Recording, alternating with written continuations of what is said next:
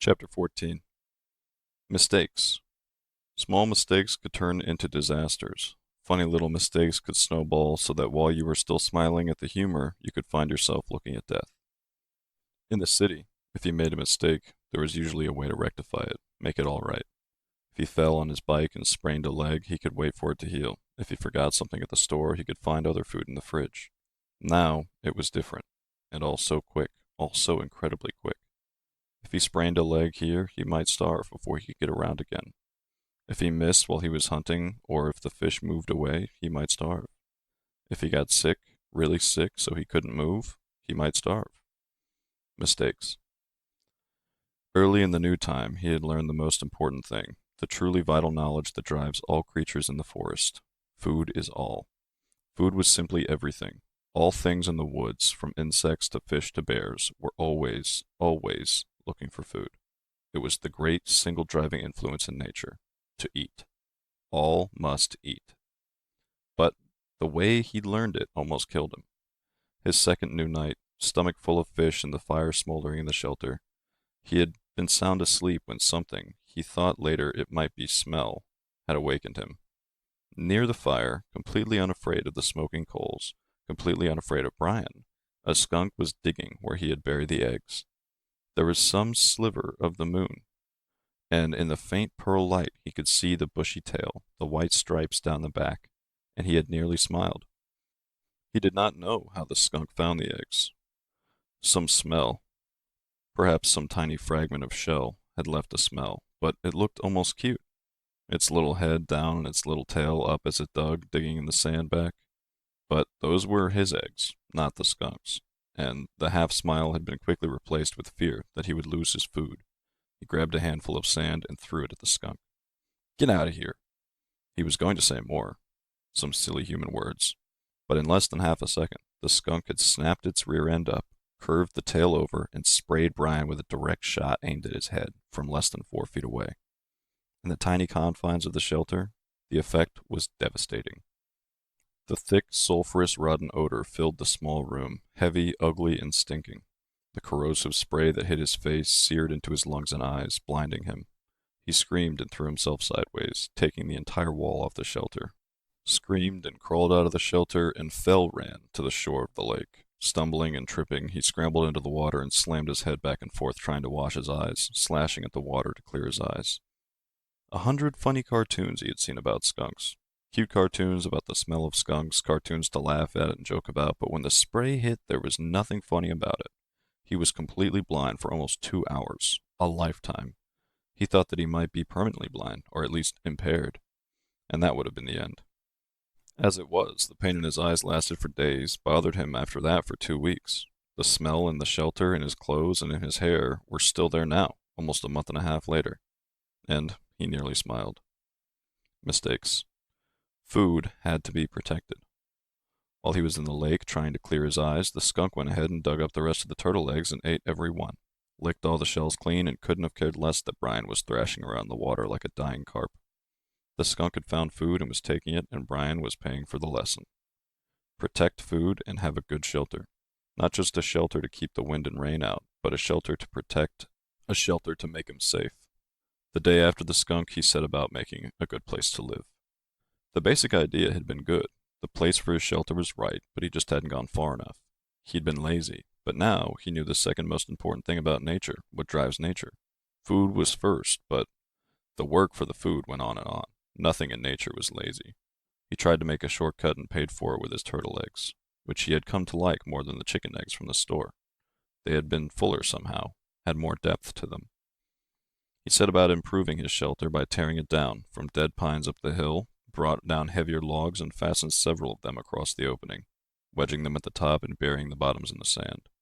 Then he wove long branches in through them to make a truly tight wall, and still not satisfied, he took the thinner branches and wove those into the first weave. When he was at last finished, he could not find a place to put his fist through. It all held together like a very stiff woven basket.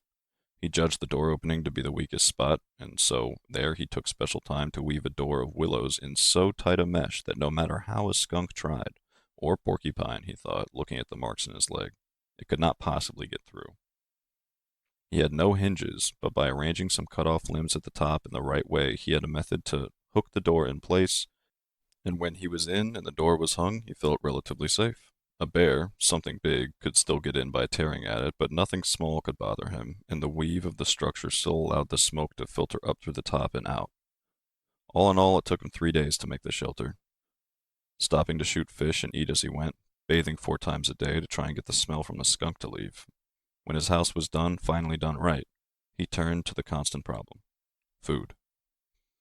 It was all right to hunt and eat, or fish and eat, but what happened if he had to go a long time without food?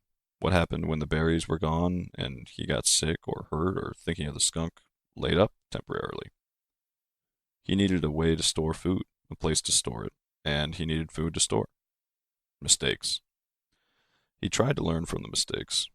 He couldn't buy food again, couldn't leave it in the shelter because something like a bear could get at it right away. It had to be high, somehow, high and safe.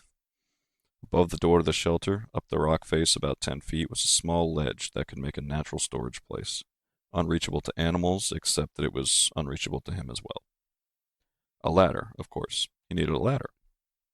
But he had no way to fashion one, nothing to hold the steps on, and that stopped him until he found a dead pine with many small branches still sticking out. Using his hatchet, he chopped the branches off so they stuck out 4 or 5 inches, up all along the log, and then he cut the log off about 10 feet and dragged it down to the shelter.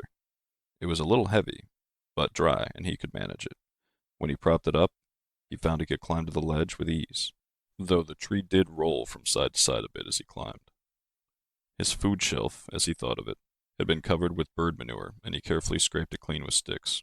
He had never seen birds there, but that was probably because the smoke from his fire went up right across the opening, and they didn't like the smoke. Still, he had learned, and he took time to weave a snug door for the small opening with green willows, cutting it so that it jammed in tightly, and when he finished, he stood back and looked at the rock face, his shelter below, the food shelf above, and allowed a small bit of pride to come. Not bad, he had thought. Not bad for somebody who used to have trouble greasing the bearings on his bicycle. Not bad at all. Mistakes. He had made a good shelter and food shelf, but he had no food except for fish and the last of the berries. And the fish, as good as they still tasted then, were not something he could store. His mother had left some salmon out by mistake one time when they went on an overnight trip to Cape Hesper to visit relatives, and when they got back, the smell filled the whole house. There was no way to store fish. At least, he thought, no way to store them dead. But as he looked at the weave of his structure, a thought came to him and moved down to the water. He had been putting the waste from his fish back in the water, and food had attracted hundreds of new ones. I wonder. They seemed to come easily to the food, at least the small ones. He had no trouble now shooting them, and had even speared one with his old fish spear now that he knew how to aim low. He could dangle something in his fingers, and they came right up to it. It might be possible, he thought. It might be possible to trap them. Maybe some kind of pond?